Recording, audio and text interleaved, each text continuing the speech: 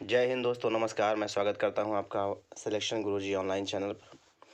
आज अग्निवीर के साइंस का ये दूसरा लेक्चर है और इस लेक्चर में हम 15 सवाल करेंगे। 15 सवाल के साथ साथ इस 15 सवाल के जो एडिशनल फैक्ट्स होंगे उसके बारे में भी डिस्कशन करेंगे। तो इसलिए देर न करते हुए शुरू करते हैं आज का पहला प्रश्न। पहला प्रश्न है, एल्युमिनियम का मुख्य अयस्क कौन सा है? बॉक्साइट, केलामाइन, कैल्सिसाइट या फिर गलेना। तो एल्युमिनियम का मुख्य अयस्क जो है वो हो जाता है बॉक्साइट। पहला आंसर सही हो जाएगा। अगला प्रश्न देखते हैं, हाथ से गैस कौन सी है? Carbon dioxide, sulphur dioxide, hydrogen peroxide या फिर नाइट्रस ऑक्साइड। तो आपका सही आंसर हो जाएगा nitrous oxide, laughing gas N2O। इसका रासायनिक नाम होता है N2। नाइट्रस रासायनिक नाम है नाइट्रस ऑक्साइड, रासायनिक सूत्र है N2O। लाफिंग गैस भी बोलते हैं इसको, हंसने वाली गैस। अगला प्रश्न है, आग बुझाने के लिए कौन सी गैस काम में ली जाती है? नियॉन, नाइट्रोजन, कार्बन डाइऑक्साइड या फिर कार्बन मोनोऑक्साइड। तो आग बुझाने के लिए जो गैस प्रयोग में लाई जाती है उसका नाम है कार्बन डाइऑक्साइड। ठीक, कार्बन डाइऑक्साइड। कार्बन मोनोऑक्साइड के बारे में एक बात ध्यान रखिएगा कि सबसे जहरीली गैस कौन सी होती है? Carbon monoxide. जो रोड पर गाड़ियां चलती हैं उन गाड़ियों से कार्बन मोनोऑक्साइड निकलता है। अगला प्रश्न देखते हैं, कौन सा स्तनपायी अंडे देता है? चमगादड़, कंगारू, चिड़िया या फिर डक बर्ड प्लेटिपस।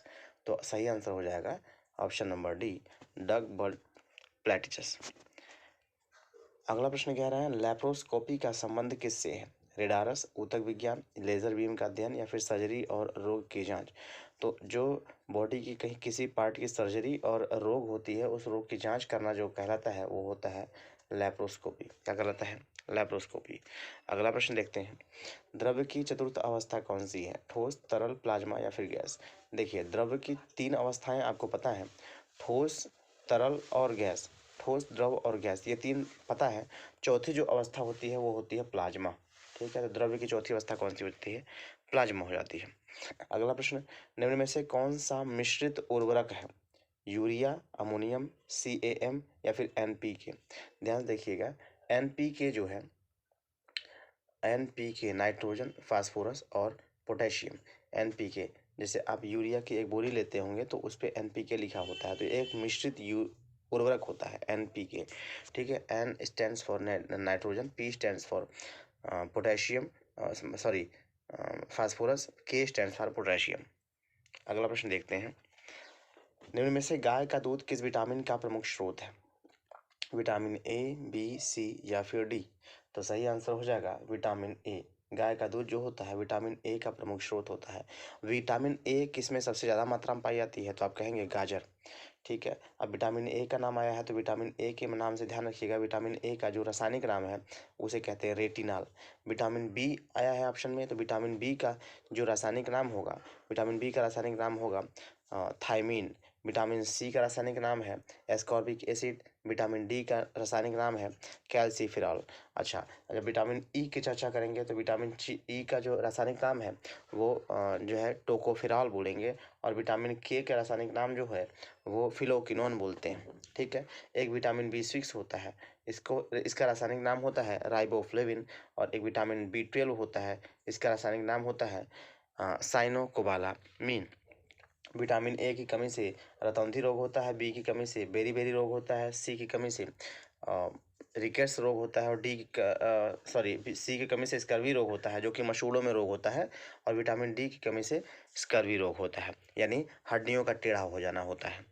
अगला प्रश्न, टाइफाइड किस हिस्से को प्रभावित करती है?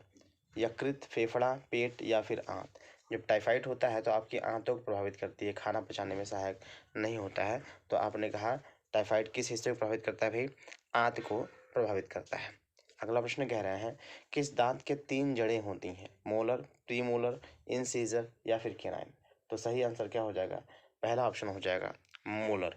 मोलर दांत के 3 जड़ें होती हैं। अगले प्रश्न में कह रहे हैं, निम्न में से किसके पाचन में लार मदद करती है? जो हमारी लार होती है, सलाइवा जिसको अंग्रेजी में बोलते हैं, अगर ये ना बने तो हमारा खाना जो है कि मुंह के अंदर नहीं जा पाएगा, पाचन नहीं हो पाएगा।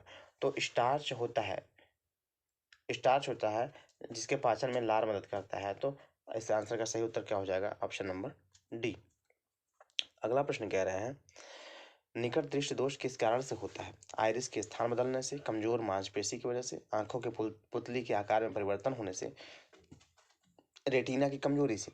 तो सही आंसर हो जाएगा आंखों के पुतली के आकार में परिवर्तन। पुतली के आकार में परिवर्तन होता है तो वहाँ निकट दृष्टि दोष हो जाता है।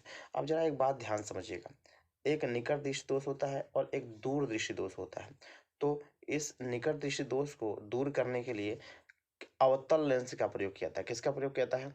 अवतल लेंस का प्रयोग किया जाता है। और जबकि दूर दृष्टि का को दूर करने के लिए किसका?